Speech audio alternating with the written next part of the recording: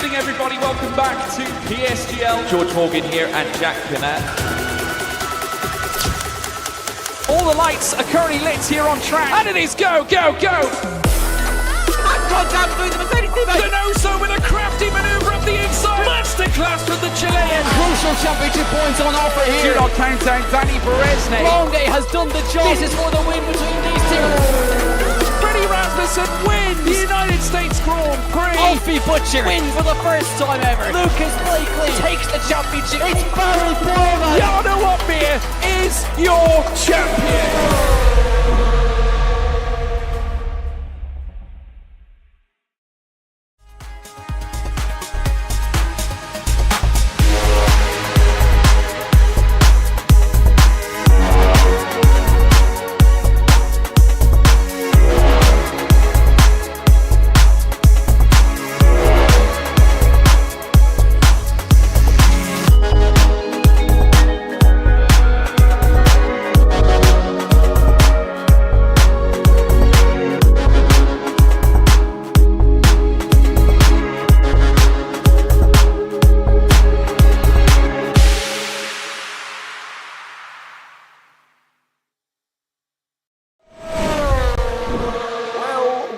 Good evening, ladies and gentlemen. Welcome back to Premier Sim Gaming Leagues, and welcome back to PSF1.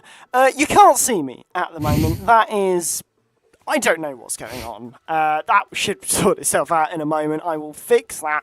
But you can see the beautiful man alongside me. It is none other than Tom Wilkinson. Welcome back, my friend. How are we? It's been 7 days. It's been so long, hasn't it? Too long, in my opinion. Looking forward to this one, as always. Couple of good rounds to kick us off for the season. Go to another legendary circuit, Spa-Francorchamps, recently updated, of course, for this game as well. So hopefully we're in for another cracker. Hopefully, indeed. I'm here! Yes, I've sorted it. Look at us go. Streaming professionals, ladies and gentlemen. There we go. Sorted. Cameron's down. Dad already in the chat cheering on his son. And with good reason as well. Because, well, his son is in a pretty good place at the minute. Well, comfortably at the top of the standings. 100%. The only driver really that showed any consistency. Fourth place in round number 1. Winning, of course, last week in Brazil. Was a really tight scrap right to the end. I think it was, 6 cars in that lead battle at the end of lap number 36. Epic Vale's been very solid, though, as well, with a second place and a 6th to go with that. But a comfortable lead and a very decent start for Cameron Dowds. Yes, indeed, and Epic Vale nicely there. Francesco Largo, who obviously won the first round, falls to 3rd, but that's not necessarily out of the realm of expected, just because, unfortunately, he is a reserve driver, so that is totally expected to happen. We have 19 drivers in our lobby at the moment, so should be getting underway in the not-so-distant future, but this round, I think, is going to be one that's going to have quite a lot of overtakes. And I think we may be saying that for just about every race this season. So we're going to sound like a broken record at the other end of it, I think. But especially at a track like Spa-Francorchamps, those overtakes, whew, they are ballsy, but they are beautiful. 100%. Couple of the major overtaking points, obviously, straight into the Lacombe chicane. Expecting to see a couple of people go for some cheeky little moves as well. Down into the bus stop chicane. Lovely little overtaking point, that. Other than that, maybe some interesting ones in the middle sector. I've just seen my camera flash up again, so everything's absolutely perfect. But yeah, lots of different overtaking opportunities for drivers to be a little bit creative as well. Yes, creativity is key in motorsport, full stop. That's how you make your car fast. Creativity in overtakes is how you make the places and get those all-important points. And, well, there's going to be a few people who are going to want some more all-important points tonight. One of those going to absolutely be Matteo, who had a good round last time out, but is going to need a couple of good more rounds on the bounce, pick up a couple of wins ideally if he wants a chance at the championship, which, let's face it, you want a chance at the championship if you know you've got the pace for it. 100%, but will be disappointed. Picked up a post-race penalty last week, crossed the line in 3rd, finished on the podium, but receiving 5 seconds from the stewards, bumping the Alpine down to 7th overall. A couple of other post-race penalties or penalties being removed. Volakongan had a 3-second time penalty for corner cutting removed, so went from 7th up to 4th. And also Lifebout, who finished 14th, picked up an extra 3 seconds worth of penalties. Didn't make too much of a difference to their overall finishing position. Yeah, really, really interesting. But I am super duper looking forward to this one. Someone isn't, because someone still isn't in the lobby. So someone might be, just taking a little bit of time to get in. It's one of the McLarens. So Azim, I think it's Azim that we're missing. He pretty much has issues every round. I don't think there's a way that we haven't had it. Him have issues. But hey, no There's always worries. one. There's always one. That's 3 times on the trot now. Yes, it's always someone having a bit of difficulty getting into the lobby. I do wonder at what point we go, we just get on with the show, which we are hopefully going to be getting on with in the not so distant future. I've had a ping in the chat. Exciting. Yeah, it was very exciting. It was just Azam asking how to fix the issue. I just joined through a different invite because I had an issue getting into the lobby.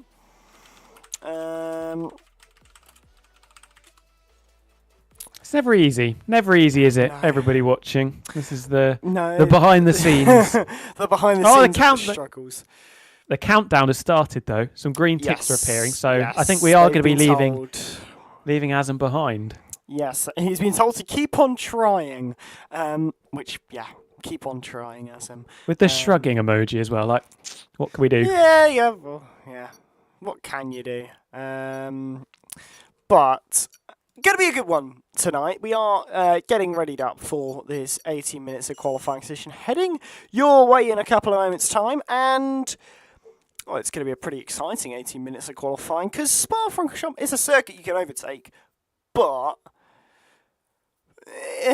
you almost want to be second or third on the grid as opposed 100%. to first. It's one of those weird ones where it's not always best to be in that P1 spot. It's the same with most other tracks, to be honest, on this game. Same on the final lap as well. You don't want to be leading heading up through Eau Rouge and Radion because you're going to have about 5 cars slipstreaming their way past you and you're going to get shut down. Indeed, 18-minute qualifying session. Of course, if you are new, we do have a lobby reset once qualifying has finished to turn the collisions back on. That is because we don't want anyone taking any cheeky advantages from the slipstream and or tow, which is going to be very, very powerful round this circuit. And of course, that means they will get all of their soft compound tyres back. It is going to be quite tricky to get 3 runs in though, and that is why everybody is piling out of pit road straight away. Yeah, well, they want to get a bit of a wriggle on immediately. I've realised I'm unmuted in game now, so if they couldn't hear me complaining before, they will now. But yeah, gonna be a real good one, I think, this one. And as you say, everyone peeling out the pit lane immediately. No time being wasted, and you've got to understand why these drivers, they want to try and get 3 runs in, especially with the invalidations that you can get around this circuit. They want to avoid it as much as possible, give themselves the best on-track running that they can. Yeah, and there's 2 different ways you can invalidate around this circuit. Sometimes you can just get it wrong. There are a couple of corners that just suck you in a little bit. The double left to poo on in particular, I'm thinking of No Name Corner as well, just before. There are some times where you can get a little bit lazy. I'm thinking through Eau Rouge and Radion, just trying to find that little bit extra time, trying to find time that potentially isn't quite available on the table, and just going over those curbs and invalidating very early on as well. So that's going to be a bit of a kick in the solar plexus. The other ones, the bus stop chicane, you could be a little bit lazy on the exit. Also, quite a difficult traction zone as well. So we could have a little bit of a tail wag, let's say, coming out of the final corner, which could push you outside track limits also. Yes, but immediately, as we say, the driver's really wasting no time, and Brando is going to be the first man to come across the line and begin a flying lap time here. Why don't you take it away? Well, I shall take it away, taking that wide line through the final corner to get the best run onto what is one of the shortest start-finish straights on the F1 calendar. Very short run down to turn number 1 into the famous right of last source. A little bit of a lock-up on the front right tyre, but rotating nicely and into one of the most famous sections in F1, maybe the most famous section in F1. We can have a debate about that. Up through Eau Rouge and Raidillon we go. Beautiful sequence of corners. Obviously, it's flat in this generation of Formula 1 cars.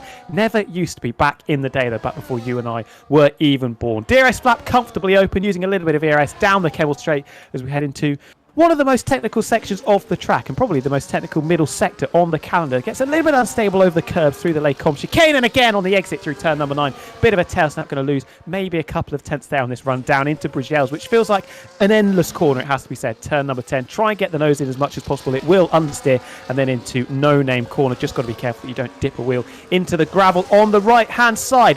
Brilliant corner this, Puyon. Double left-hander, absolutely committed on the inside. Got to be totally balls to the walls, I think is the expression to use there. Otherwise, you're going to be leaking a lot of time into the campus complex as well. Another little long chicane, I think, is the best way to put it. Be careful of that grass and the gravel on the outside, because it can bite you in the behind and spit you into the barrier. And into the final sector we go. Pretty much a straight. We've got a very famous corner coming up, turn number 17 of Blanchimont. Some very famous overtakes here in the past, most notably Max Verstappen. Remember back in 2015 on the Sauber, which I think was Marcus Ericsson in that horrible blue and yellow livery once again. Absolutely flat, and into the reprofiled bus stop chicane in this game. Reprofiled back in 2004 as well in real life. Negotiating it pretty nicely and then pulling gears up to the line. We're not going to be in the 1 minute 30s. It is a 1 minute 41.1. That is the benchmark. Immediately succumbed by Dirk, who's into the 141 zeros. Yeah, not a bad start. Alex Lofer looked to be on a decent lap as well. He's about to come across the line. He will be the next man across the line. He'll go to the top of the timesheets at 1:49.94. So he's the first into the 1 minute 40s. Matteo, though, will be looking to try and get there as well. He manages to do that very nicely. Cameron Dowd invalidated on his run. He'll peel off and has peeled off into the pit lane. So disappointing for the Scotsman.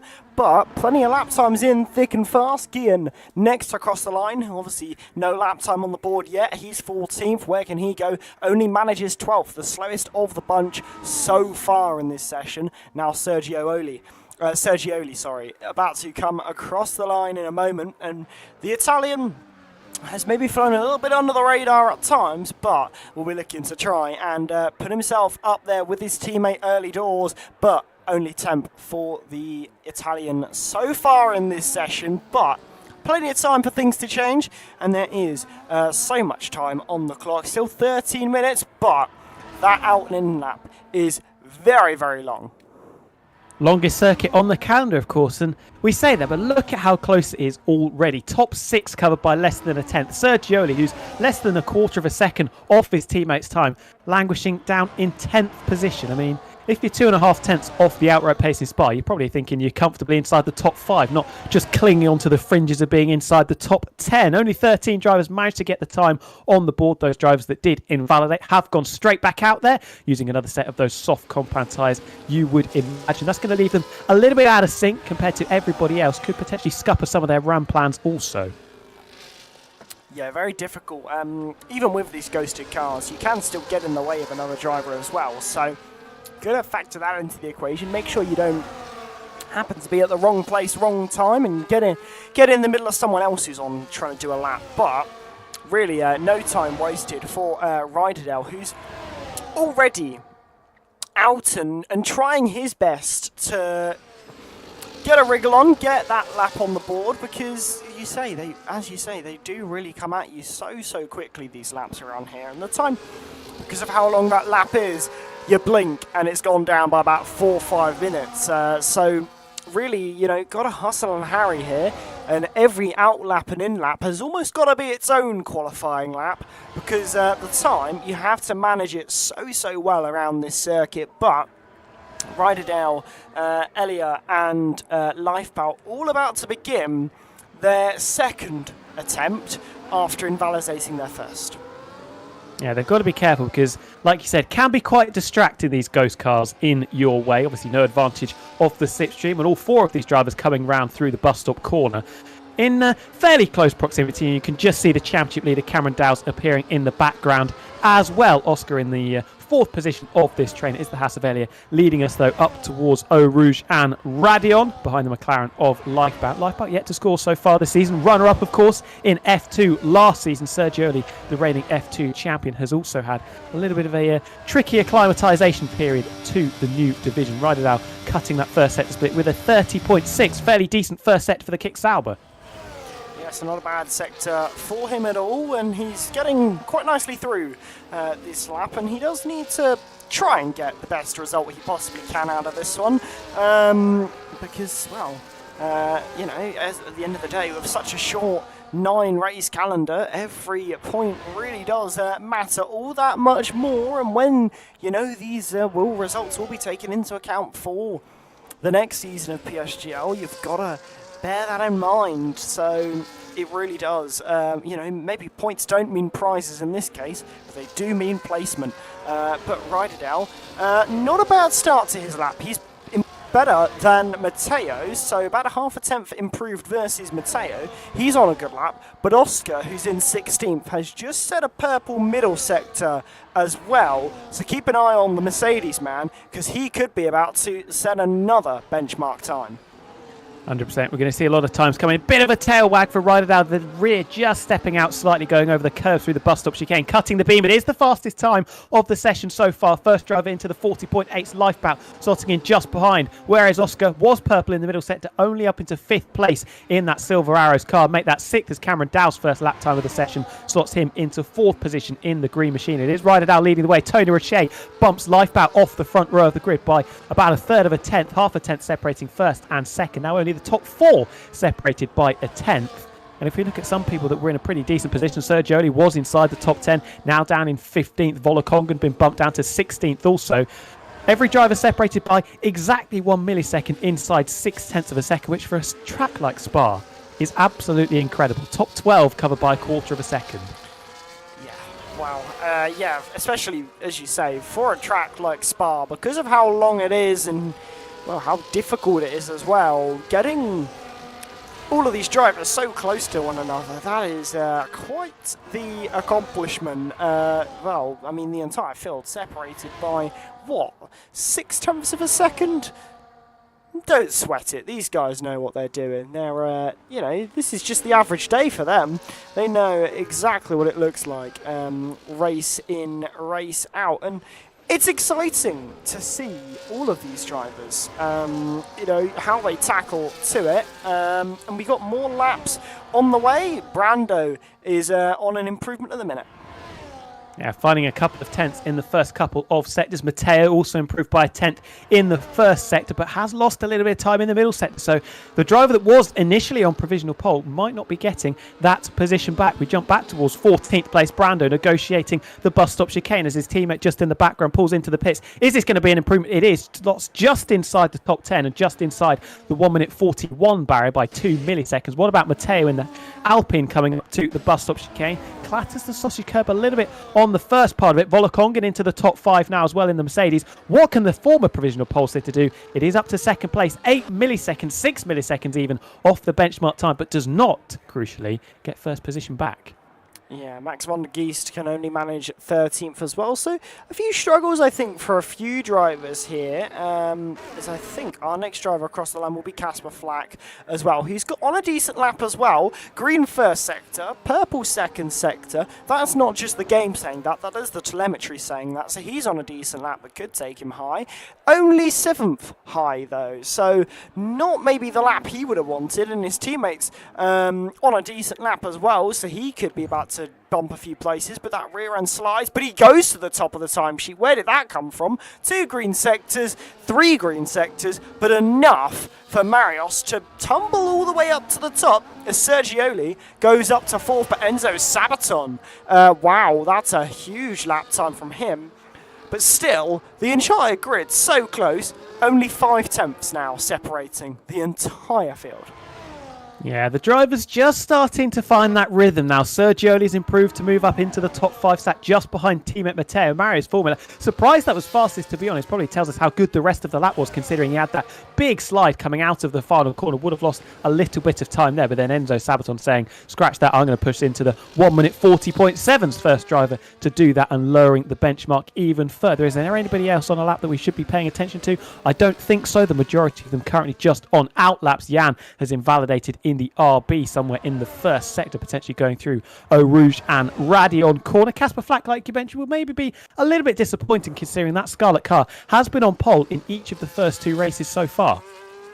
Yeah, not ideal, I think, for Casper Flack. He'll be looking for maybe just that little bit more out of those runs to come. I think, though, Lifebout is leading us on these next flying, attacking laps, and 7th at the moment for the Italian. There's many Italians on this grid. He is not just the Italian, but he's certainly looking in form at the moment. He's not got his teammate because they've still not been able to get into the lobby, but he does absolutely have a lot of pace in the tank, and well, he'll barrel towards that tricky turn 1. And this corner, turn 1, is quite tricky. Very, very easy to lock that front right. And then up towards Eau Rouge and Radion. And heading up now the Camel Straight. This is a beautiful sequence of corners that they take flat out time and time again. Even on those fuel tanks of fuel, they'll somehow find a way and then sling it through these tricky 3-corner chicane, and it's very easy to invalidate through that sequence of corners, so you'll see drivers, especially in the early stages of qualifying, taking lesser and lesser risks. Now heading down the hill, well, nicely held, a little rear end slide, but collected very nicely by Lifebout, who will now continue to take us through the rest of the lap, and he is looking very, very good at the moment, it must be said, as now he is really picking up a bit of steam, a bit of pace, and just steps out a little bit too much. Is it going to be abandoning the lap? It is. Has to. Yeah, it's going to be just not quite good enough, unfortunately, for Lifebout. He will have time, though, to get into the pit lane, change tyres, and go again. That is the benefit of how early he has gone. Yeah, and that's something that's going to catch the 2 Kick Saubers out, because they are both on what should be their final flying laps of the session, although Rideout, purple in the middle sector, finding 2 tenths across the first 2 sectors. This should absolutely smash the benchmark currently held by a different green car, and Enzo Sabaton driving that Aston Martin car. Lifebout does indeed return to the pit, so staying in 7th position. Dirt to the top of the timing charts. That's come out of absolutely nowhere in the Williams. We haven't seen any form like that so far. From Dirk, and Rideout makes a mess of it into the bus stop, and well, very quick thinking, dives back into the pits very, very quickly indeed, because that was a big blunder to make on a lap that was looking very, very impressive. Epic Vale also returning to the pits, but he could get caught out a little bit by his teammate in the pits lane. So Epic Vale, that might have been a bit of a mistake if he was on an improvement, because it's going to be very touch and go to see if that Kick Sauber can get round in time, considering his teammate still has to get out as well. Oh, we don't need any drama about how slow it takes to get into the pit box.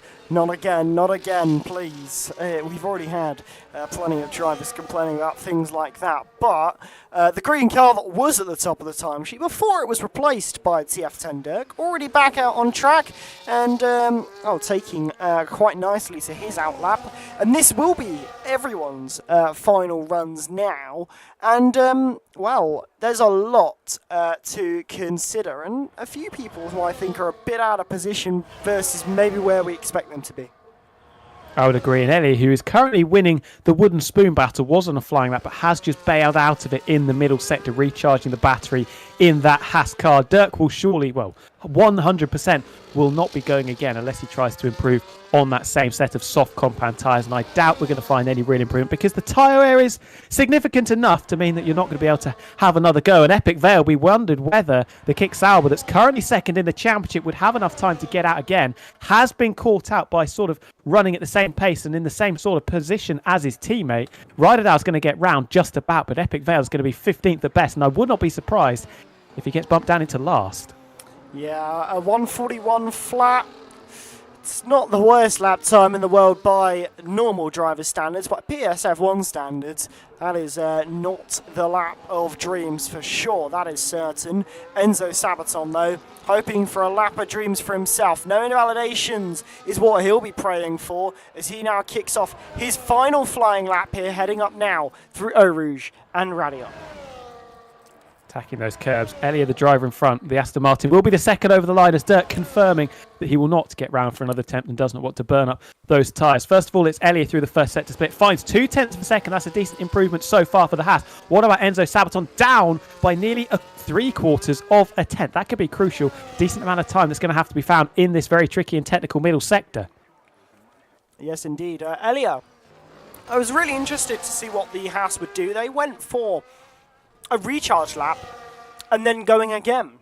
Very interesting strategy from Haas. Well, not from Haas, from whoever is doing Elliott's strategy, but could it work? And it certainly did seem to work based on that Sector 1 time. Now going through Sector 2. This will be the first driver to invalidated. Spoke too soon. Commentator's curse. Indeed, attention turns back to Enzo Sabaton. Sector 2, what's it saying? It's saying a 10th improvement versus where they were before. This could be a good lap to follow as the rest of, because Enzo Sabaton, despite a Sector 1 not particularly to be proud of, Sector 2 may well have redeemed for Enzo Sabaton, who is about to come across the line in a few moments' time and could be about to raise the bar just that bit higher. What can he do? Now, up to the line, he does raise the bar higher. It is a 1 minute 46.99 for him. Tony Roche next across the line. What can he do? Is it a good lap? It is a good lap to third, but not a lap to take pole position away from Enzo Sabaton. What can the rest of the field do, though? Guillen next across the line. A lot of drives are improving, notably Matteo, who's up by 3.5 tenths at the moment. Jan jumps up into 4th place, slotting in just behind the Red Bull of Tony Roche. Lot of drivers in the final sector now. Checkered flags waving. Max von der Geest up into 8th place. Make that 9th as Volokongen finds an improvement. Matteo was a little bit unsteady through the bus stop. That is going to be no matter because by comfortably nearly 1.5 tenths, Matteo has absolutely smashed the benchmark set by Enzo Sabaton. 40.5. Nobody in the same ballpark at the moment. Yes, indeed. Lifeboat next across the line. He'll go 7th. Then it'll be Brando across the line. What can he do? Only manages 14th. Sergioli is the next driver across the line. Manages 9th. And I believe it's going to be Ryderdale, who looks to be... I can't quite tell if Ryderdale's on an attack lap. No, doesn't appear to be. It seems like he's made a mistake and backed off of the lap. But usual suspects, right at the death of the session, kind of made their way up to the top of the timesheet. And we said about Matteo needing some good rounds. He's on pole position, but Alex Loeffler and Enzo Sabaton, I think they're going to be fancying their chances. 2nd and 3rd, that's where you want to be at the start of the race.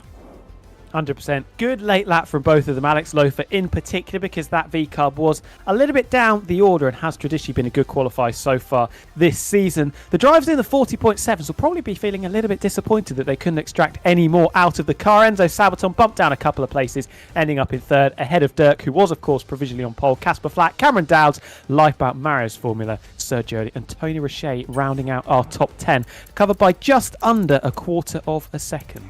Yeah, the entire field, including Elia, 7.5 tenths. If we discount the outlier, as we want to call it, maybe, we're looking separated by less than half a second around the longest track on the calendar. Are you having a giggle? These drivers are absolutely different gravy. Dialed in. That's the best way to put it, and it shows how competitive and how closely fought these PSGL races can be and will continue to be in the future. We've got our lobby reset going on at the moment, just so that we can turn ghosting back on, because that's going to be, if we left ghosting off, that'll be quite the uneventful race. It'll be 22 laps of time trial, which I don't think anybody is particularly interested in seeing. We mentioned Last Source a few moments ago as well. That is going to be very, very interesting. Big pinch point into lap number 1, turn number 1 of the first lap of the race.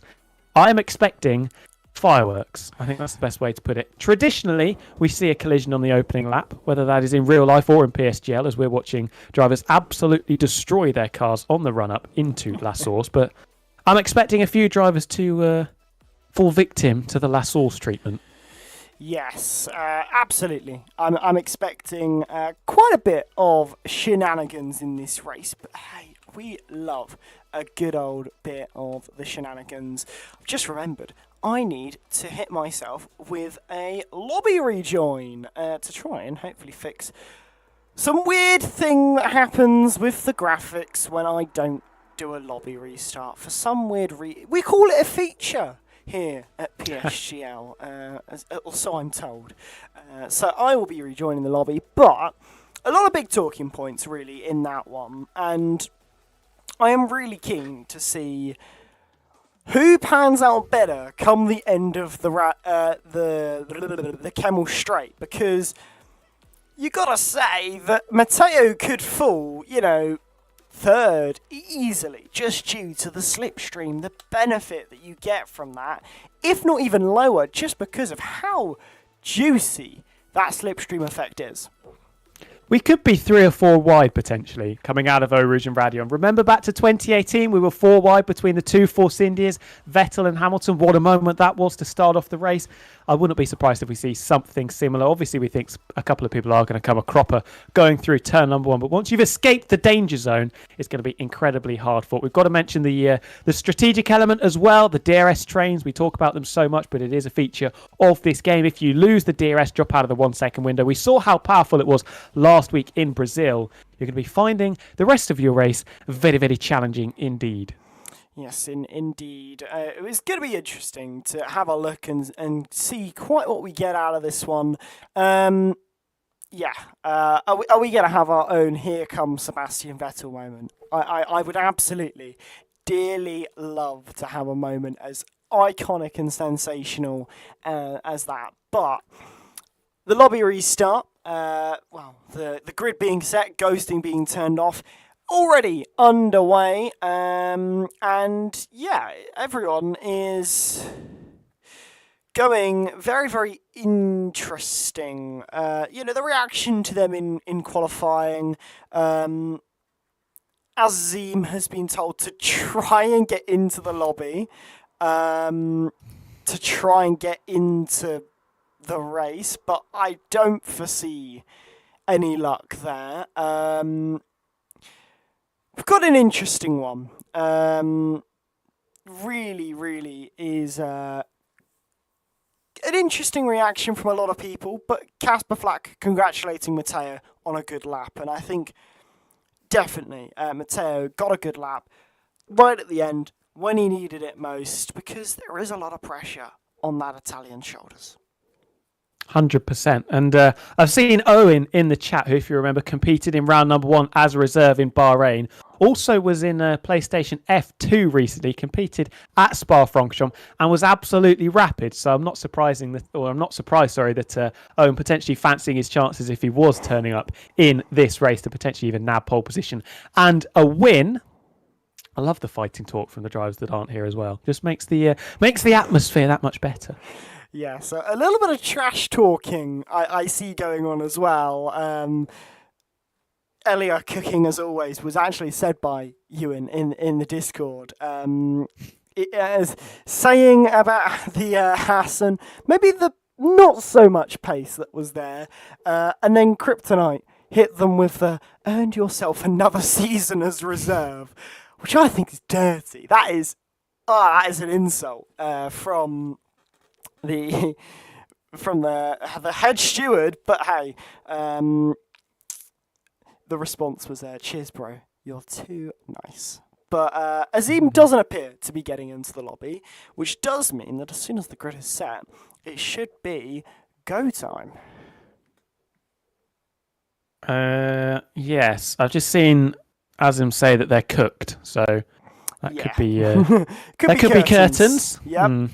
I mean, McLaren aren't going to be particularly happy about that. As if you remember back to week number 1 in Bahrain, crossed the line first, but then picked up a post-race penalty and was bumped down, I think, into 8th position, come the checkered flag. That's how close it was in that leading group over the line. Didn't do particularly well last week either. I think was outside of the top 10, maybe got involved in a couple of bumps and scrapes along the way. So from starting off on cloud 9, now on the equivalent of the very, very bottom of the ski slope when you've fallen over a couple of times and end up in that lovely little snowball that you see in cartoons. Yes, we will have 20 drivers.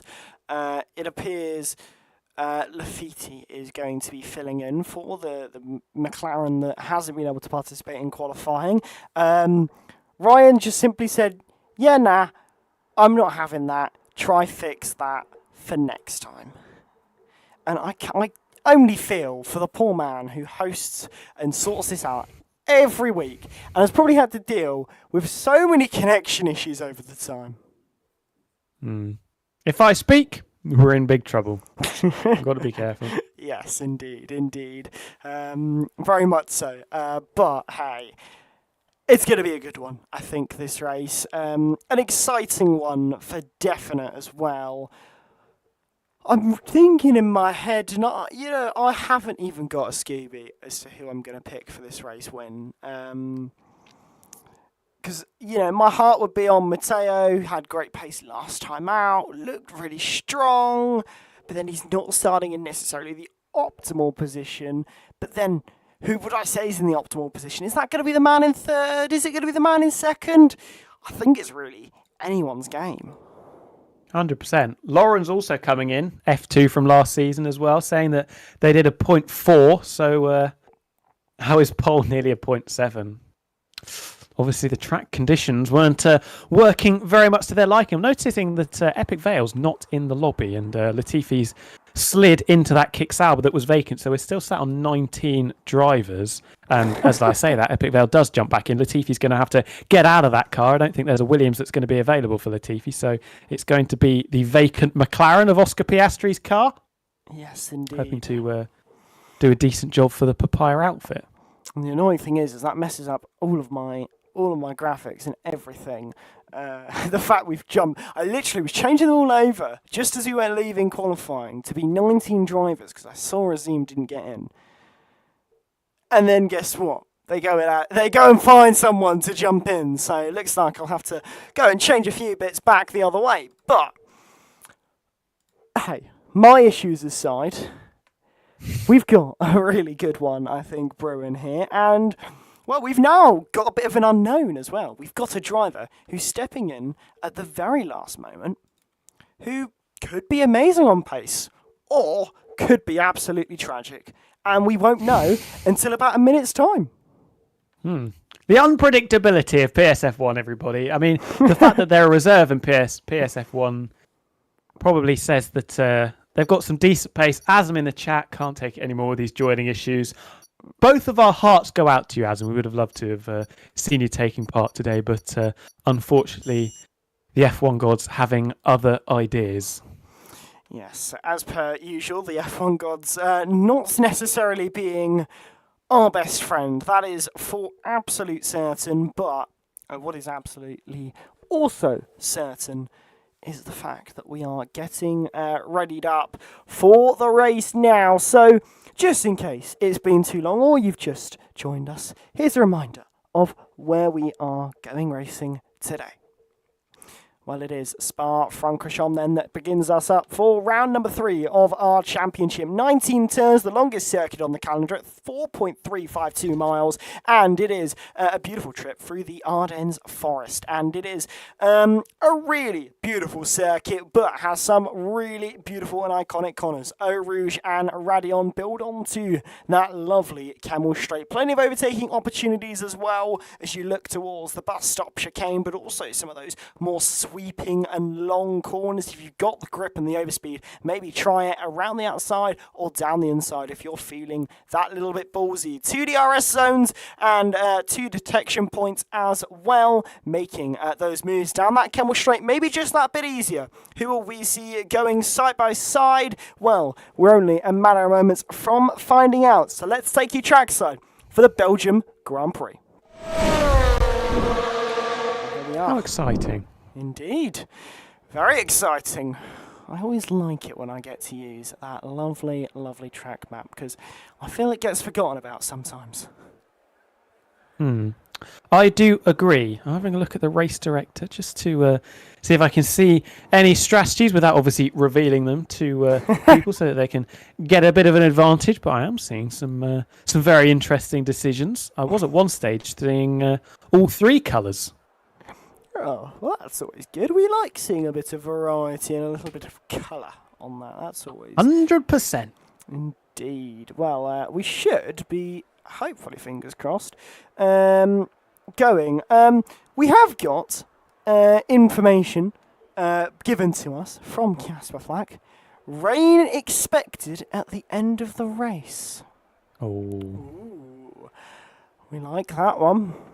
We do like that one.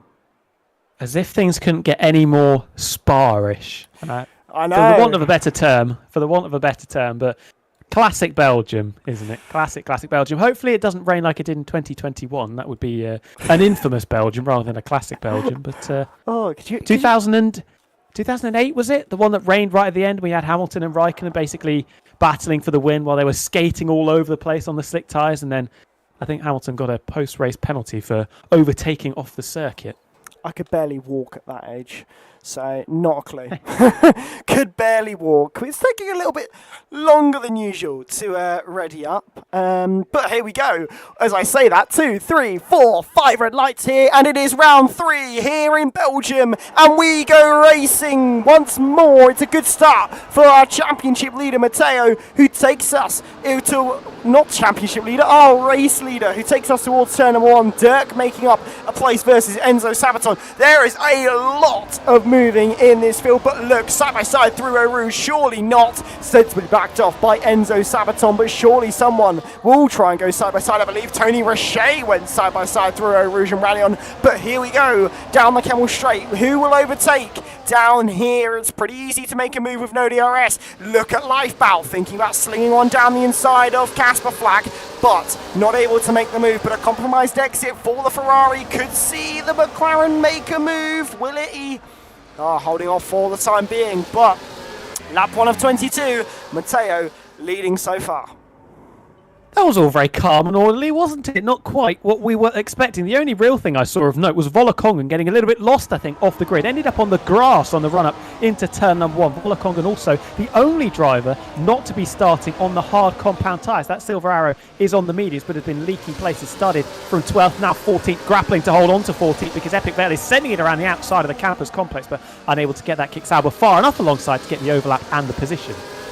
Yes, it's been a relatively clean getaway, as you were saying, and hopefully, unlike last time, where the tyre compounds just didn't work, they're there from the start, ladies and gentlemen. Look at the left-hand side of your screen. Tyre compounds there in abundance. You can see Volokongen there, who is on that medium compound tyre. He'll be probably doing the medium hard, or if he's feeling a little bit audacious, going on to a set of those soft compound tyres. Max von der Gies and Ryan having a bit of squabble towards the back end of the field, and Max von der Gies definitely coming out the worst of that one, but lap 2 beginning now, and Cameron Downs and Enzo Sabaton swapping places.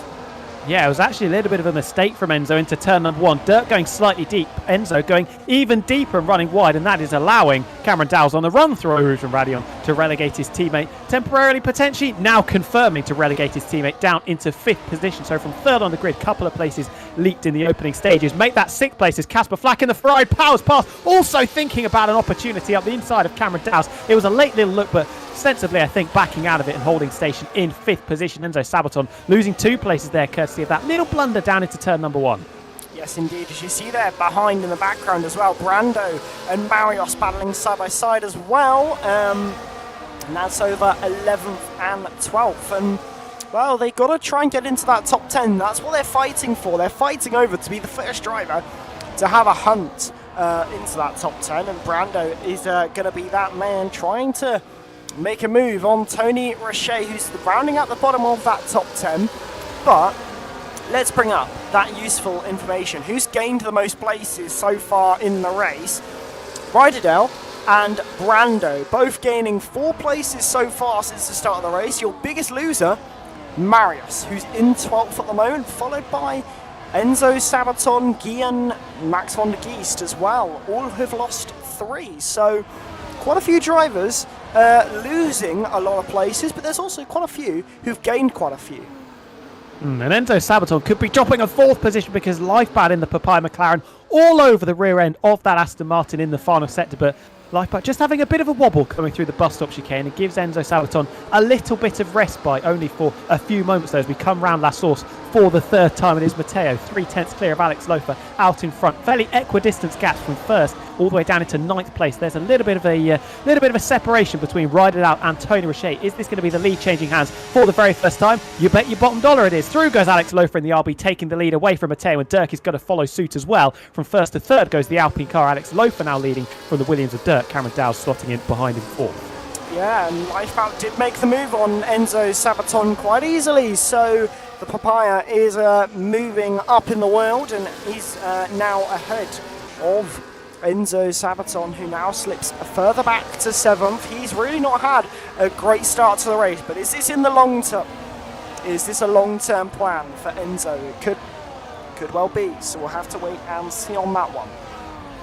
Yeah, it's a bit of a double-edged sword. You don't want to lose too much time battling with cars, especially in these early stages, because, like we've said so many times, the DRS and the slipstream incredibly powerful on this game. But at the same time, you don't want to put yourself in a position where, come the end of this race, say if he's still down in 7th, come lap 16 or 17, going to be a very tall order to try and battle your way back through the traffic and really put up a decent fight to try and get onto the podium or even win the race in the latter stages.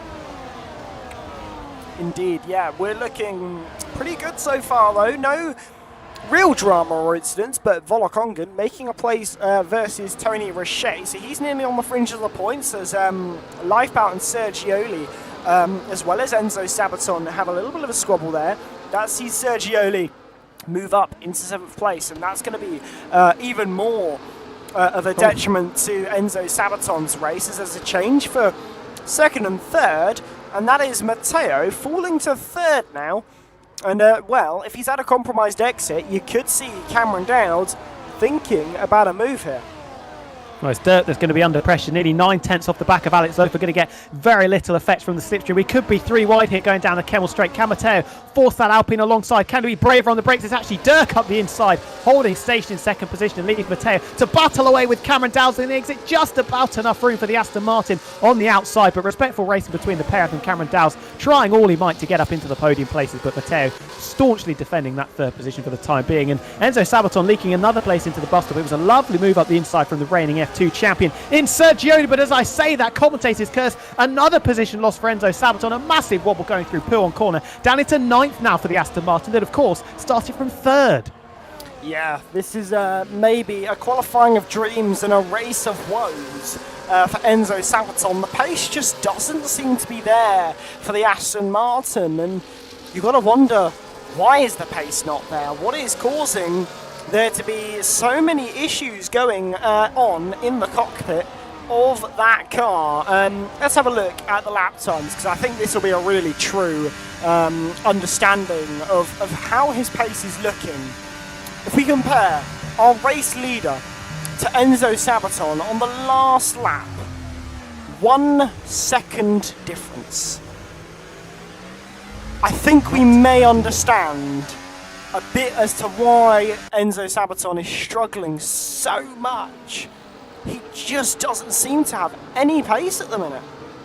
Well, I can't see any damage, but there is now a fully fledged break in the train. 1.1 seconds separating Ride It Out in 8th and Enzo Sabaton in 9th. So that is going to be a big pain from everybody, from 9th downwards. Epic Vale, he's trying to make his way back through the field after a disastrous qualifying, trying to put one over on Volokongan, who is, of course, on those medium tyres. Darting over, just about enough space, dancing all over the track. Volokongan and Epic Vale go. Enzo Sabaton swamped down into 12th position as Brando came through as well. This battle for 10th place now is going to continue, but Volokongan with the correct line on the inside, holding 10th place ahead of Epic Vale. Then comes Enzo Sabaton down in 12th. 1.4 now the gap between 8th and 9th places. These guys are going to have to work together, DRS very, very efficiently to get back up towards that leading group. Must wonder what happened to Marius. He's all the way down in the last place at the moment, and has swapped from his hard tyres onto a set of medium compound tyres. I doubt they can go to the end of the race and run 19 laps. So you must wonder, what is the strategic ploy over with Marius? Did he get damaged? Did something happen? I can't. I mean, you may know the answer. I do have the answer, and it comes courtesy of the race director. Collision with Sergioli on lap number 2, and that can only be the explanation because he did dive into the pits for a front wing change. The other Ferrari under a little bit of pressure. Casper Flack, Lifeboat looking for an opportunity around the outside of Blanchimont corner. Cameron Dow's also trying to go around the outside of Matteo. Attack is maybe the best form of defence because the Alpine into the side of the Williams of Dirk, slightly trying to hold off the attack from Cameron Dow's behind. Still side by side in the battle for 5th and 6th position. It's actually Casper Flack, battling away with Cameron Dow's, who got balked a little bit on the exit of the bus stop chicane. Casper Flack, he's on the move and in the groove. Now he's up the inside of Matteo. There's no stopping him now. Indeed, yeah, looking really good at the moment for quite a few drivers who are making some good moves. Cameron Dowds could be about to make a move on Casper Flack here down the straight. Look at him, he's got a good amount of speed. Rear wing nice and wide open, and in front of him he'll see Matteo, who was his championship rival last season, trying to make a move here on TF10 Dirk. As we'll lose a bit of time, lose a bit of speed through here, bit of contact made, but no love lost here for Cameron Dowds, who surely not going to go around the outside of TF10 Dirk. He's thinking about it, can't quite get it around the outside, but an attempt, and a very beautiful one at that. And if he'd pulled that off, that would have been clean, clinical, and beautiful. I tell you what was clean, I've forgotten what it was. Clean, clinical and beautiful. Sergioli getting past Lifeboat. Beautiful battle going through the Les Combes chicane. The Alpine forcing his way past the McLaren and the F2 runner-up, falling behind the F2 champion from last season in the battle for 6th and 7th places. Good start for Sergioli. Started from 9th, now holding 6th place. Indeed, yeah, looking good so far. I'm not sure if you noticed this. I definitely noticed this. A bit of a weather update for you. Rain is on the horizon, and it's not due for the end of the race, contrary to what Casper Flack said. Look at the right-hand side of your screen, ladies and gentlemen. The weather graphic is there, and, well, actually, I'm not even sure I believe the weather graphic, because I'm pretty sure I just saw a raindrop or two on someone. I'm pretty sure I just saw that. I might be tripping. I'm not seeing anything on the halo, and that's usually the indication you get. You see the streaks coming off the halo that tells you that the rain has started to fall. Sergioli still trying to pick up places. He had a little look up the inside of Casper Flack down into La Source, but couldn't quite have the overlap to get ahead of that Ferrari, remaining in 6th place for the time being. The lead is going to change hands for the first time in a few laps, of Matteo snatches it back from Alex Lofer, and Cameron Dow's didn't quite have the straight line speed to get ahead of the Williams of Dirk, so they hold station in 3rd and 4th for the time being. Also, and critically for the likes of Epic, Vale and Brandu. Oh, I saw carbon fibre. Oh, where was that? That was on the entry into turn number 8. I didn't quite catch who it came off of, though. It may just be a little bit of minor contact on the rear wing. I'm not sure if anything came off a car, but I did see something fly off into the air. Or, just like with the rain, I could be tripping. Not seeing any front wing damage, so I think we should proceed as we would have normally done. But yeah, that break in the DRS train has been closed up. Volakongen and Epic Vale working together nicely to cruise back up to that leading group of cars. Yes, doing a good job at the moment. And, it does appear that Enzo Sabaton, his pace isn't quite as poor as it was. And I wonder, could this possibly be a stroke of genius from Enzo Sabaton? We've seen him really struggling. Why could we have seen him really struggling? Well, there is this handy-dandy thing called a setup. What if he's got a setup that's really good for the wet on? We're heading in that direction, so could it maybe be that we've seen the Aston Martin struggling because he's got a bit of a different setup on to maybe others around him? That means he's going to be that much quicker in the wet. Potentially running very high wings, which would explain why he's being overtaken very easy down the straights. Couple of places are switching though. Volakongen losing 9th position to Epic Vale. The lead changing once again. Alex Lofer up the inside into the Les Combes chicane. Sergioli got past Casper Flack into the bus stop chicane. Cameron Dow still looking for any opportunity, smelling a potential opportunity up the inside, maybe the outside of Brigel's corner to get up onto the podium for the very first time. Couldn't quite make it work. Epic Vale did dispose of Volakongen, now sat underneath the rear wing of his teammates in the battle between the Kicksaubers for 8th and 9th place. Mistake from Casper Flack on the exit of no-name corner. Lifeback couldn't quite capitalise. No, difficult to capitalise there, and on the downhill towards Puon. So would have been difficult to have made the move there, but stranger things have absolutely happened in the world of motor racing, so you never know when something could happen. I can now report, and I know I'm not tripping this time, it is raining. It is raining. Indeed. Yeah, and this will be where we really begin to see maybe a bit of a gamble as well, because of how long the lap is here. People typically pit when the conditions aren't quite on the wet, just because they know that next lap it'll be too wet and they'll be losing time. So I wonder who's going to be first to bite the gun, because we are heading in that direction. It might take us a while to get there, but it's not like the circuit isn't exactly known for getting very wet very quickly. 100%. Could not agree more. Sergioli is still having a very good race as well. Just put a move on on Cameron Dowles through the bus stop chicane to take 4th place away from the Aston Martin. This has been a very, very good stint for the reigning F2 champion. And with Dirk's ERS light flashing, I could just see there, is this an opportunity to get up onto the podium? Dirk moving to the middle of the circuit, trying to defend. Sergioli with no space up the inside or the outside to shunt the Williams out of the top 3 positions. Massive slide for Matteo coming out of the Lacombe chicane. But what I was going to say was somebody like Sergioli and Epic Fail and Oscar, who are very close to their teammates, they could be hung out to dry a little bit if we have a very clear optimal pit lap to get onto those intermediates.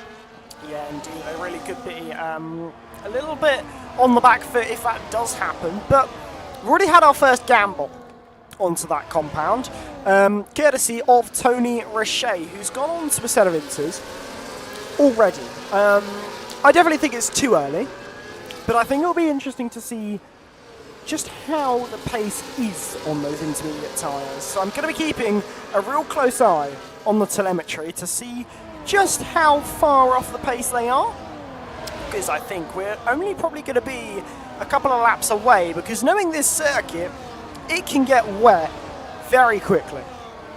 It can. Not seeing any real splashes of water on the circuit at the moment. And of course, we haven't had the main telltale sign, which is the message saying that the DRS has been disabled. Sergioli, though, has decided to take a gamble. He's diving into the pits. Ryder now picked up a 3-second corner cutting penalty down to the bus stop chicane. Must have been a little error there, because Volokonga's pulled through, although Ryder now sending it back up the inside into turn number 1. Matteo with a poor run through La Source as well, potentially going to lose second place to Dirk, although fantastic exit with the helping hand of a bit of battery is going to hold station in second for the time being. Ryder now does hold on to 8th place as well at the expense of Volokonga on those medium tyres, which will be subpar at this stage, you would imagine. DRS still enabled, so all of the rear wing flaps opening down the Kemmel Straight. Who's going to be trading places? Are we going to see position swapping? Definitely for second position, potentially Cameron Dowles looking for an opportunity. Volokonga getting one over on Ryder now. Bit of wheel-to-wheel contact between the pair of them. Front left tyre to side pod between the Mercedes and the Kicksauber. Ryder now muscling past the Mercedes as they slide coming out of the exit of the Lacombe chicane. Brando was thinking about an opportunity as well, but couldn't make that work. Indeed. Well, interesting thing that I picked up on here. I rode on board with Sergioli as he came on into his pit box. Because he crossed the start-finish line, I saw the pop-up for his pit window that had only just opened. So what does that tell us, ladies and gentlemen? Well, it tells us that the rain has come sooner than they were expecting, because they had set their strategy in advance for pitting at about lap 14. It's lap 10. So, very clear signs that the rain came sooner than expected for a lot of the grid. So, maybe it's going to catch a few people off guard, more so than they were thinking, in terms of, the setup that they chose all the way at the start of the race. Maybe the likes of, if Enzo Sabaton has gone for more of a wet weather setup, he could be in a laughing really out the end of it. There's a bit of carbon fibre that I've just spotted. Ryan's facing the wrong way. Yeah, someone. Oh, and Lifeback with a 10-second penalty as well. So there was contact between the Red Bull and somebody very sketchy into the pits for the Red Bull of Ryan, trying to get some grip down on those very hot tyres after the spin. Lifeback with a critical error as well. That 10-second penalty for speeding in the pits. I think Tony Rocher has dropped in as well, coming through Stabilo corner. Yes, the Red Bull off the circuit, just recovering from the gravel. Starting to look quite treacherous out there now. We're going to see the lead changing hands again. Cameron Dowles could be trying to make it through wide, having a little look up the inside of both of them. Maybe through the middle. Alex Lofer almost into the rear of the green machine. It's now Matteo leading from Cameron Dowles, who's second for the very first time. Alex Lofer dropping into third. More carnage at pit exit. Lifeboat, no, it's a McLaren. It's Latifi and Ryan who have both potentially dropped it coming out of the pit lane. So clearly very, very sketchy still. Sergioli hasn't really gained anything from coming in that lap earlier, apart from putting more miles on his intermediates. No, not really. But looking at the timing sheet, the Inters weren't that far off the sector times being set by those on the dry tyres. So if we look at Matteo's sector 1 time that he's just set, it's a 32.044. If we look at, say, someone who's on a set of intermediate tyres, they're a few tenths off, but they're not a million miles off, and I think that's the thing that everyone's looking at, is just how close is it.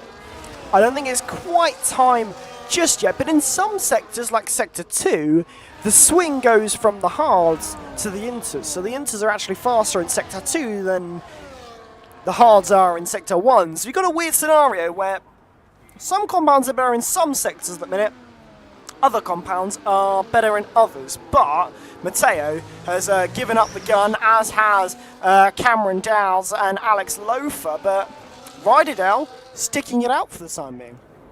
Having to stick it out because his team at Epic Vale dived into the pit. Still haven't had the notification saying the DRS has been disabled, which is interesting considering it is starting to look quite treacherous out there. Going to be interesting to see where Matteo and Alex Lofer and Cameron Dowles feed out in relation to Sergioli, who is just coming into La Source now. Dirk with a big mistake, locking the rears down into La Source corner. You can just see Matteo there, so the undercut has worked. Dirk now is the net race leader from Sergioli. Matteo slotting in just behind the twin Alpine ahead of Casper Flack in the Ferrari car. Cameron Dowles and Alex Lofer a little bit further down in that train of cars. Yeah, Tony Rocher and TF10 Ryan are having an absolute nightmare of it at the minute. They have, well, Tony Rocher is currently out on a set of soft compound tyres. Not quite sure what's going on there. And Ryan has just come in from a set of mediums that he changed onto, presumably in error, onto a set of intermediates. So a bit of a difficult one there, but you could also say the same about Marios, who's on a set of he's been running on these set of mediums since lap 3 actually, so not quite sure why we haven't seen him into the pit lane yet. I think he's just having a bit of a struggle race so far, but definitely the track trending more towards those inters. Sector times very much second that as well, as we see Cameron Dowles and Lifebout having a good squabble here. And who will get the better of this one? Well, Lifebout's going to have the inside line into the next corner and will keep that 8th place for the time being.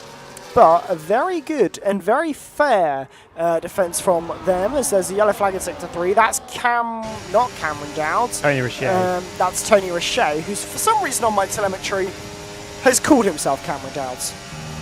Interesting. That is a fascinating one. I tell you what, we've got an almighty scrap going into the bus stop chicane. Casper Flack launching it around the outside of 2 Alpine cars, trying to double team them. He's certainly going to get past Matteo, who's going to be squeezed out on the exit. Lifebout potentially thinking about snaffling an opportunity. Also, Matteo does drop behind the Scarlet Ferrari car, but Casper Flack going to have to defend down into turn number 1. There's just about enough room for Matteo, who swings it around the outside beautifully, and we are still neck and neck coming out of La Source corner. Ryderdale has stuck it out again on the hard compound tyres. Side by side still. This cannot end well in the wet up through Eau Rouge and Radion. Little bit of contact. Matteo slightly unstable, as was Lifebound in the background, but could potentially capitalise on this opportunity with Casper Flack and Matteo slowing each other up. The DRS is still enabled somehow. Casper Flack dropping back behind the Alpine of Matteo, who of course started from pole position, thinking about a move up the inside of his teammate Casper Flack. He is so brave to still stick it around the outside. Matteo touching the gravel there, and he's going to lose out to Lifebound. Bit of contact between himself and the Aston Martin. Big gaggle of cars behind Alex Lofer losing out to Volokongen. It's an absolute cluster in the midfield. Indeed, yeah, big cluster and a lot of moving happening there, and very much Casper Flack getting involved and getting places in this race. But DRS open in the rain? Yeah, completely it, mate. Absolutely brilliant commitment there. Down the straight to not only keep the rear wing open, but then to try and make the moves and sling it around. It's not easy to do in these conditions. But Ryderdale out on the track, on a set of hard compound tyres still, as DRS is officially disabled.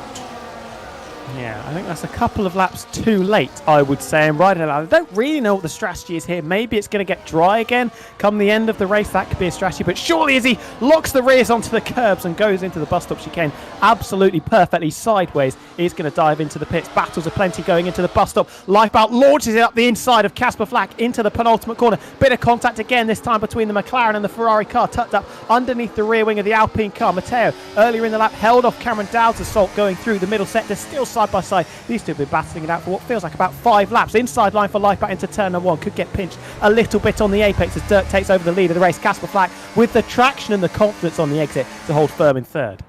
Yeah, Casper Flack is doing a good job to hold the place for the time being, but Lifeboat is so there. He is really sniffing the opportunity to get past the Scarlet Red car in front and, well, down the Camel Straight once more.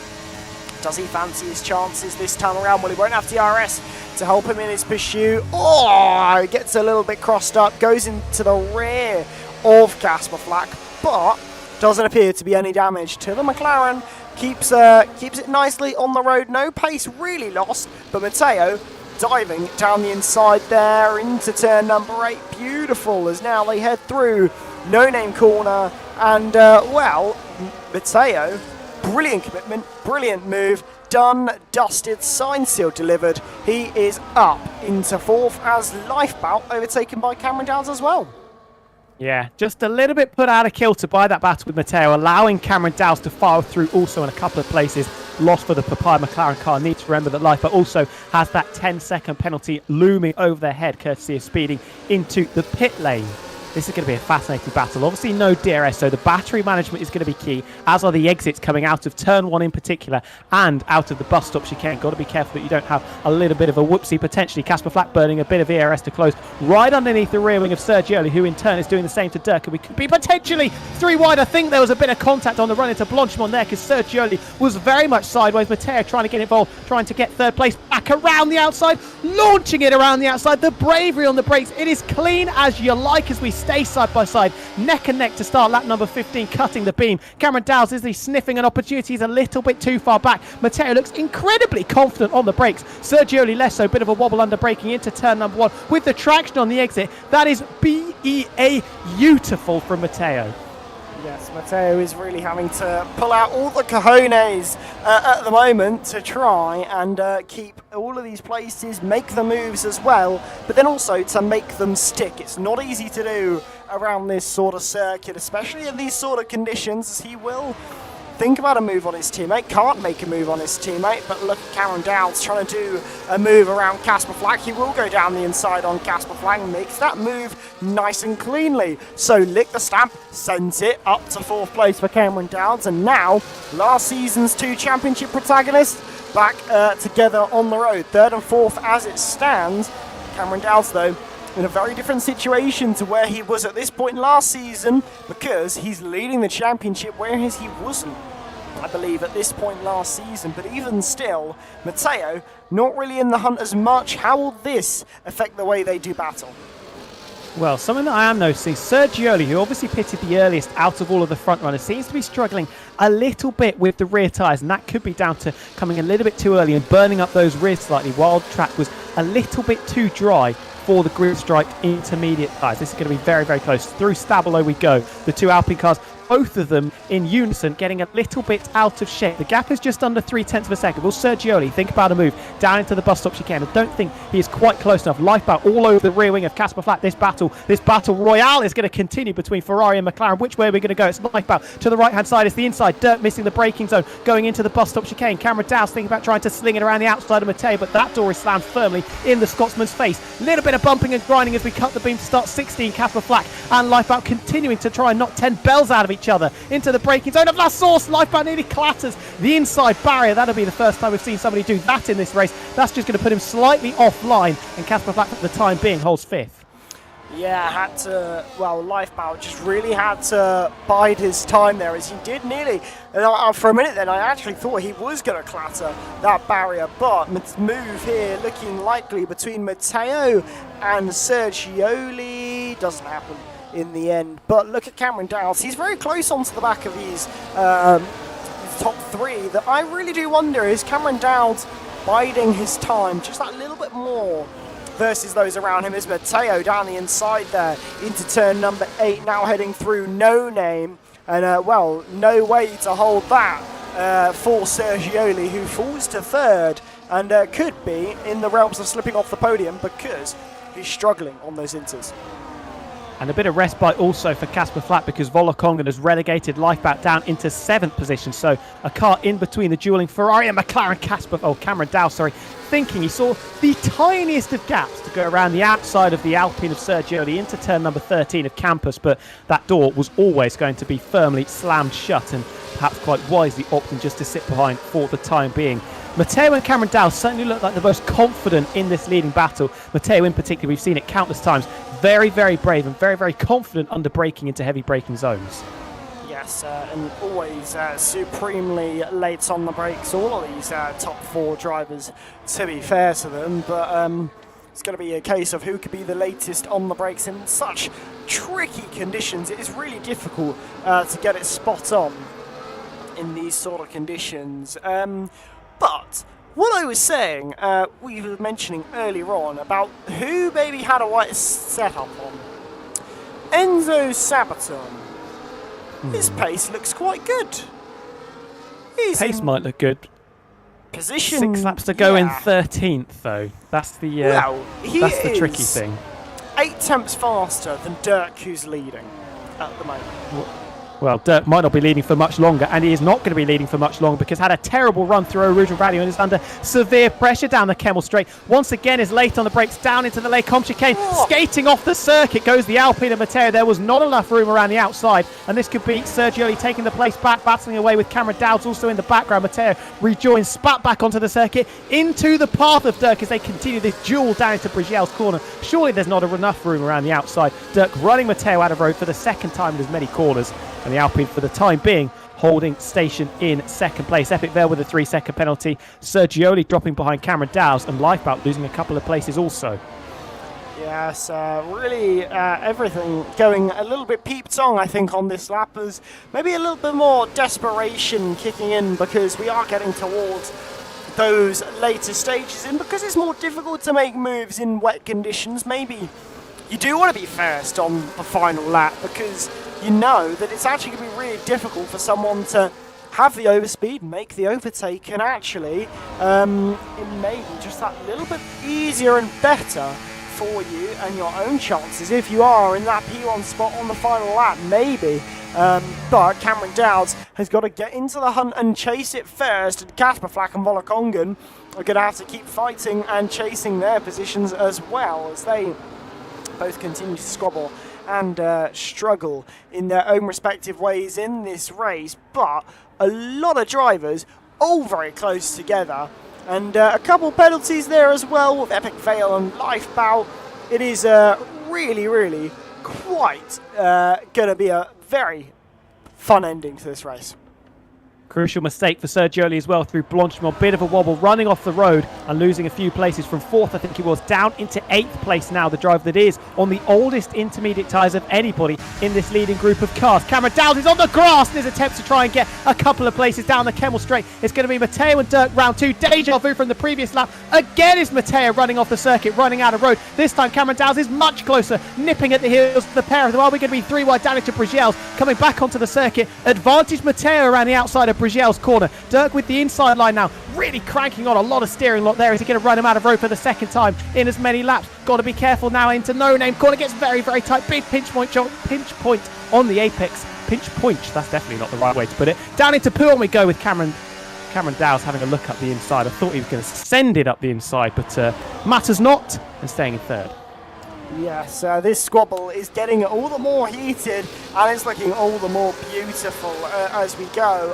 Casper Flack, Alex Lofer battling as well, just in behind on that one. And, well, Alex Lofer, unfortunately having a bit of a poorer exit, has to actually look behind at Volokongen, who nearly made the move into 5th place. And, well, every position so important in this race, especially with so few laps left to go. Oscar wanting to make a move on his teammate as well. So a lot of drivers really maybe getting into those desperate points. We go 3 wide into the bus stop chicane, almost. Alex Lofer is looking likely to come out the worst of that one, as he may even lose the place to Volokongan in this battle, but won't lose the place. If anything, he's actually gained out of that one, as he is in 5th, and if anything, a little bit closer to Casper Flack in front. There's a yellow flag there that was caused by, I believe, Max von Geese to retired, or was that a mistake actually for Lifebound, sorry,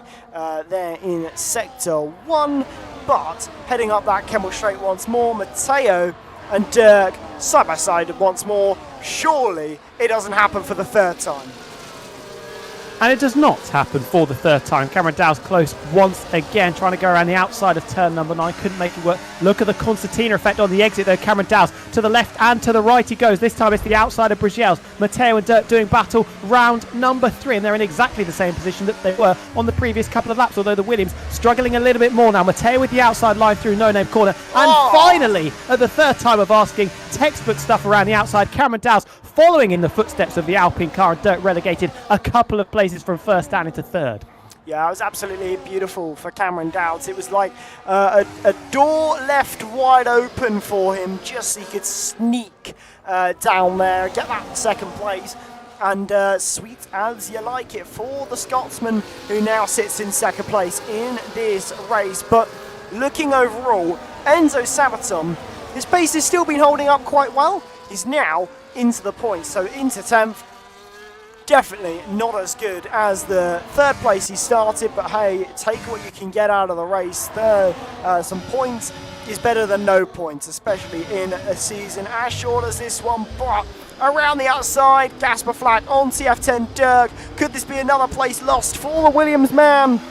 The Dutchman maybe falling to 4th, but Casper Flack not getting a punchy exit off of the exit there, and will have to settle for his 4th place once more. But could it be 5th, as Alex Lofer thinks about a move but can't quite make it stick? Yeah, Casper Flack lucky not to be turned around there into turn number 1, courtesy of the little love tap from Alex Lofer down into La Source corner. Matteo versus Cameron Dow's. This is the big boy battle right at the front of the field with just 3 laps remaining. No DRS, of course. All they've got is slipstream and a little bit of battery, as Elia is the 3rd retiree in the pit lane. Cameron Dow's to the outside. Is Matteo going to try and fight this up the inside? Just dipping a wheel in the gravel on the apex of the Lake Combe chicane. That could be his downfall. That will be his downfall, as through goes the Aston Martin. And for the first time in this race, Cameron Dowd is now your leader. Crazy that is the first time Cameron Dowds has led the way, but it doesn't matter where you start or where you are during the race. It just matters where you are come the exit of it, really. But at the moment, it is looking good for Cameron Dowds as well as Matteo. Dirk seems to be struggling a little bit after that incident that he had with Casper Flack, that little tangle that we had. We may have another tangle between Casper Flack and another driver as Alex Lofer thinks about a move. But look at the gap between Dirk and Matteo. It's just crossed over that 1 second window. We now may have a 2-horse race for the win and no prancing horse involved.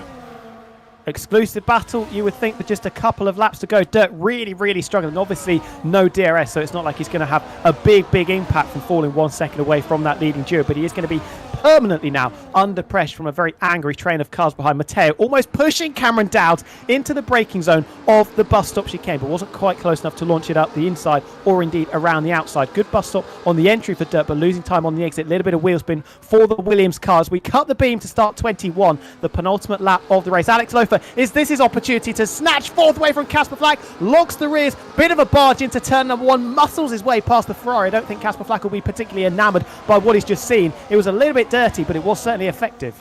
It was effective and does get him the place for the time being, but how will Volokongan be able to respond down the straight? Because, well, now that slipstream and that advantage down the straight may be even more beneficial. There's a change for the lead once again, and no change between Alex Lofer, Volokongan, or even Casper Flack. All of the three of whom are in a real heated battle at the minute. You really can't put a piece of paper between these three drivers. They are pretty much nose to tail, nose to tail, nose to tail. It is really good for these three, and there's a lot of points on the line. And Casper Flack has just thrown himself out of real contention for it. Well, he's not going to score any points with that 3-second penalty, and now being tag teamed by a couple of Mercedes cars. Volokonga's through, Oscar trying to follow suit as well. Dirk is absolutely all over the place. His intermediate tyres must be absolutely shot, because Alex Lofer looking dead set to try and steal that podium away on either the penultimate lap or indeed the final lap of this race. In 2.5 seconds the gap to Matteo and Cameron Dowds. That is certainly an exclusive battle for the lead, that Matteo currently is winning after taking the lead once again around the outside of the Les Combes chicane. Alex Lofer pushing Dirk on the exit of Stabilo corner. Indeed, yeah, pushing everything that they've got. Alex Lofer really hunting here for a podium here into the bus stop chicane. Doesn't think about making the move, but look behind Casper Flack. Thinks about the move on Volokonga, but once again, especially with that penalty, not much point in taking unnecessary risks that may not pan out all the way you'd hoped. But onto that final lap of action, and it may be an exclusive battle for two, but it's an important exclusive battle for two, this one, because Cameron Dowds will want to take 16 points away from this one, and if he can, it will absolutely be his season off to a flying start for the Flying Scotsman. Now, what can he do? Well, definitely nothing down the Kemmel Straight, so it's going to have to be done later on in the lap if there is to be a place swap between that top two, but they could afford a penalty because look at that, Dirk, 3 seconds he has fallen back. Now 4 seconds he's fallen back. That is a man who's really struggling on his tyres, and I wouldn't be surprised if someone manages to sneak by on this final lap. Well, he's parking the bus, but it is very effective, holding on to third place ahead of Alex Lofer. The gap has decreased out in front, less than 1/4 of a second now. Cameron Dowds was nearly 0.6 of a second back going into the Les Combes chicane, but scratch that, is right back on the heels of that Alpine car. Alpine versus Aston Martin. We've got one sector of the Belgian Grand Prix to go. There's a battle for the win, and there's a battle for the podium as well. Big snap of oversteer coming through Stabilo for Matteo. That could end up being his absolute downfall. ERS being deployed by both drivers. Matteo thinking about going defensive. Through Blanchimont we go, both of them following in the footsteps of each other. It's going to have to be the outside for Cameron Dowds as Matteo goes defensive. Who's going to be braver on the brakes? It's the Aston Martin to the outside. Little bit of wheel-to-wheel contact. There's just about enough space. Scrabbling for grip over the sausage curves on the inside. That is going to be Matteo just about with the traction at the exit, holding on by less than 1/10 of a second. Alex Lofer trying to do the same. Drag race Dirk up to the line, but he can't quite do it. Dirk, though, how many cars? Has picked up a 20-second time penalty for corner cutting and gaining an advantage, and that has bumped him down to 12th. Well, I'm not sure, but how many cars were there? About 10 cars all came across the line within about a second of each other. I don't quite understand how everyone manages to still be that close after 22 laps of the Belgium Grand Prix. But Matteo on the road, P1, he's done it. A race win. Cameron Dowd second, that's not bad going. Alex Lofer, though, he's going to be happy with third. He will indeed, although we'll have to wait and see what happens with that Dirk penalty right at the end, because that was a very interesting one and a bit draconian as well. A 20-second time penalty coming round the last corner. We didn't quite catch you, so stewards, make of that what you will. Well, we did see the two big guns in PSF1 dueling it out right to the flag, separated by less than 1/10 over the line. But in the end, Matteo, who had a podium taken away post-race last week in Brazil, bounces back with the first win of the season here in Belgium. Yes, a bounce back for sure. A lot of complaints. Dirk is annoyed that he's not even been included in the interview. So I'm going to tell him to get himself in there then.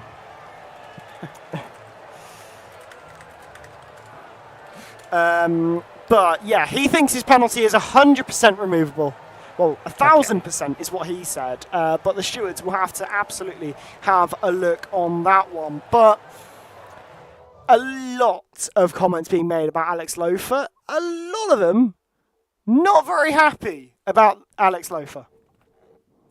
Well, I don't think that's the time and the place for us to try and get involved. You can see the results on screen. Matteo likes to flag victory, but that doesn't quite tell the entire story. I think you might have a black screen. So I'll go through the results. Cameron Dow's, Alex Lofer, Vola Kongan and Oscar, Sergioli, Brandu, Sabaton, Casper Flack, and then Jan, your top 10. Dirk obviously crossing the line in third, but picking up that 20-second penalty and is obviously very, very convinced that it will be removed. So that should be a podium for the Williams driver. Indeed, yeah, we shall see. We do have, though, Cameron Dowds in the waiting room. He obviously was in that close battle for the win. Let's hear from the second place man now. Cameron Dowds, what a race, what a result as well. Second place, maybe not quite the win that you would have been hoping for, but still a good result nonetheless, and a good one for the championship, which you will definitely continue to lead out of this one. Talk us through that final lap, though. Must have been pretty hairy into that bus stop chicane. Yeah, the whole race, to be honest, was really fun. Everyone was quite clean today, actually. It was really fun coming up through the field, making some of the overtakes. Some of them were very good, and I was able to do them just because people were being clean, which is quite surprising, to be honest. I think this is one of the first races where everyone's just given space, and then the one time I wasn't given space, I was let past afterwards, so that's quite nice. And then, the last few laps, I knew that me and Matteo's pace was quite good compared to the others, and it was pretty evident after the first maybe 1 or 2 laps of me and Matteo being out front. We just kind of took off from everybody else, and then the last lap, it was a really good battle. I tried to save it all for that last straight, and I just kind of caught him at the wrong time, and I had to sit behind him. And then into the bus stop, it was all very, very clean. I just turned in a bit too early at the last part of the chicane, and then I caught the sausage curb a little bit, so that made my traction and my run out of that corner really bad, so he was just able to pit me by, less than a tenth, but I think that's the best way to lose a race, to be honest. It was really enjoyable. I was going to say, it looked pretty enjoyable. I noticed this with another car. Did the rain come sooner than you were expecting? I don't think so, but I thought it was gonna stop. I was actually considering just staying out. I thought it wasn't gonna get any worse, and it did. Before you go into the race, there's like this forecast thing, and there's like 5 or 6 slots, and only 2 of it was like light rain. So I thought it was gonna dry up or something, but it didn't.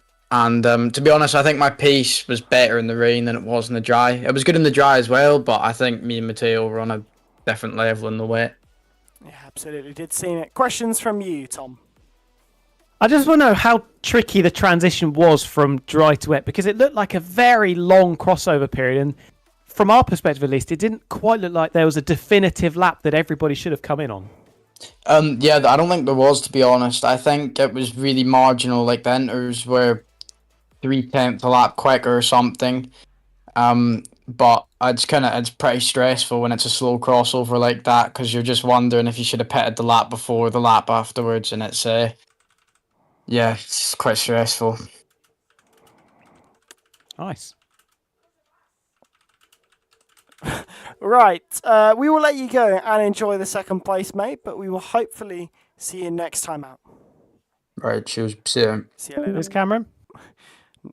I thought you were going to pick up after that question. I just kind of left it, and neither of us said anything. Let's hear now from Matteo, and you can kick these off. Is he in the building? He is. Matteo in the building. First win of the season. Obviously, you missed round number 1, had a podium taken away post-race last week in Brazil. How nice is it to bounce back with the maximum points this evening?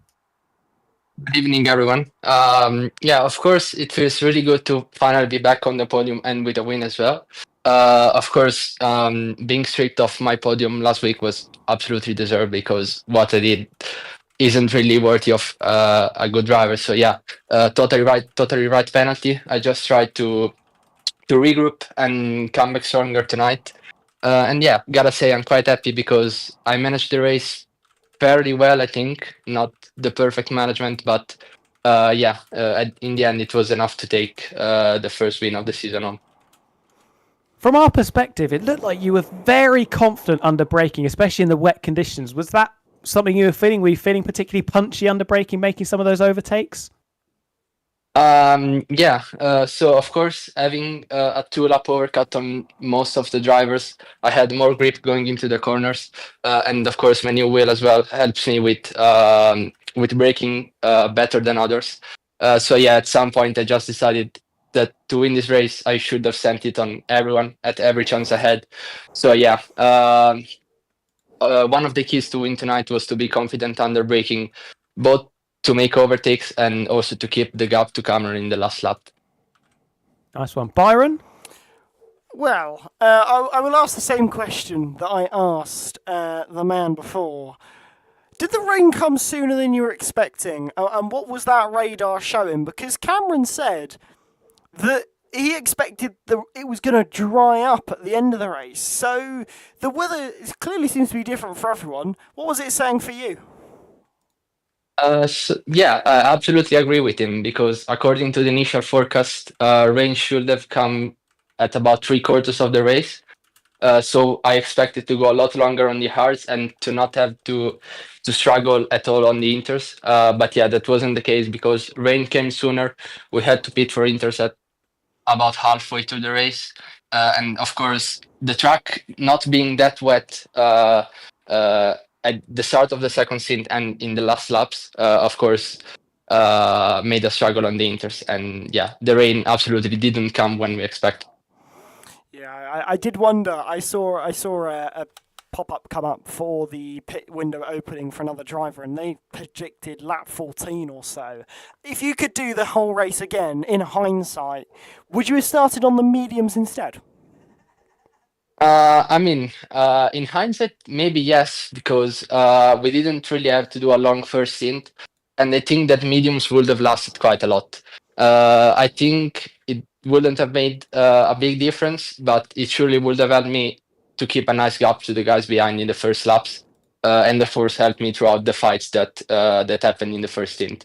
Not that much, not that big of a deal. So Well, lovely. It was great to get your insight, and as always, we look forward to hopefully seeing you next time out. Thank you, and have a nice evening. Thank Cheers, you. Matteo. You too. Well, what a race, and I can't wait for yet another one. Honestly, these do really come at you thick and fast. 7 days sounds like a long time. I blink and I feel like I'm there again. Really isn't a long time, is it? And I think it's going to be another cracking set. I believe that it is the Chinese Grand Prix, which on this game in particular, I think feels so much better than it has done in previous games. And obviously, potential stipulations with the tyre strategies as well. High tyre deg circuit, we could be maybe seeing some people go for some alternate strategies there. So looking forward to that one. And then Austria in a couple of weeks' time. I mean, that's just going to be absolute carnage. And I think we're all for a little bit of carnage. Absolutely. Then Britain, Silverstone. Apparently, they are two different places now. Britain, then Singapore, Mexico, and Abu Dhabi rounding off the 9-race season. And well, it's pretty much been an ideal start for Cameron Dowds, who you got to say is in really good stead and form to go into this season with a lot of confidence. And we're already a third of the way through now, and well, he's going to be quite, nicely towards the top of the standings, and well, sitting in P1 with quite a margin behind. There's going to be quite a few smiles, I think, for Cameron Dowds through the start of this season. But how will it pan out? Still got 6 rounds to go. There's a lot that can happen between now and then. 100%. It's critical to get off to a good start, and that is what he's done. Consistency has been key, even though Bahrain probably wasn't ideal, still a decent haul of points, but to come out of the last 2 races with a win and a second place, I think he'll be very, very pleased with how that has panned out. Indeed. Just replying to a message that I thought was funny, but that's all she wrote for round 3 in Belgium, and what a round it was. A lot of I think things we'll have to look at next time. Is that penalty removable for Dirk? Well, he says it is. He says it's 1,000% sure that it is. We'll find out next time out when it's not, which would be awfully funny. But I think, as always, another round of thrills and spills, and definitely a bit of rain as well. But plenty more still to come, and we will see you in a week's time when we head over to China for the Chinese Grand Prix. We're already a third in. There's a lot more still to come, though. Take care, stay safe, and we will see you next time. But until then, bye-bye.